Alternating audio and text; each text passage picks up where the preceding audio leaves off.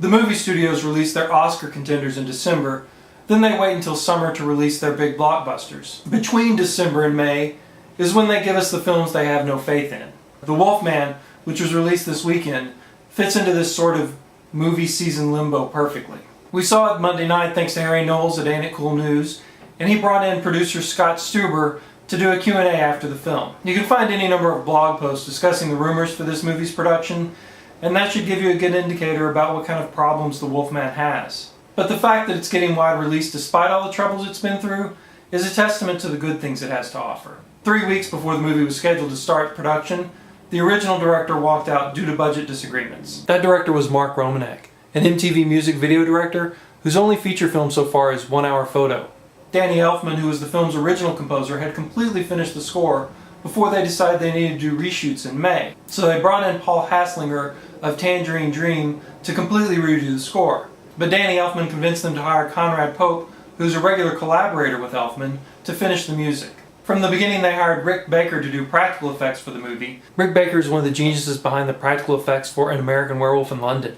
But when director Joe Johnston came on board, he insisted on bringing his CGI team to do a lot of the special effects. It's been pretty clear from all the rumors and the Q&A that happened at Comic-Con that the CGI department and the practical effects department were at odds over who should do which parts of the movie.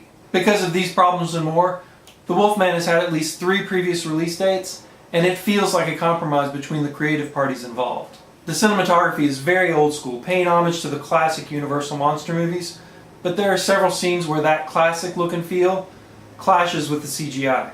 The sets and costumes show a real attention to detail, including an amazing scene in Asylum, but some of the shots are so poorly lit, it's almost as if they were using no lights at all. The acting and directing are pretty good. Everything Anthony Hopkins does is of course great, and the relationship between Emily Blunt and Benicio del Toro really feels genuine. At first, Hugo Weaving seems to be playing Agent Smith with sideburns, but as soon as the action starts to pick up, the movie really starts to hit its stride until they go back to using CGI at the end of the climax. The Wolfman is a good movie to see if you need a break from trying to catch up on your Oscar preparation viewing, but expect to be disappointed with the CGI at the beginning and the end of the movie.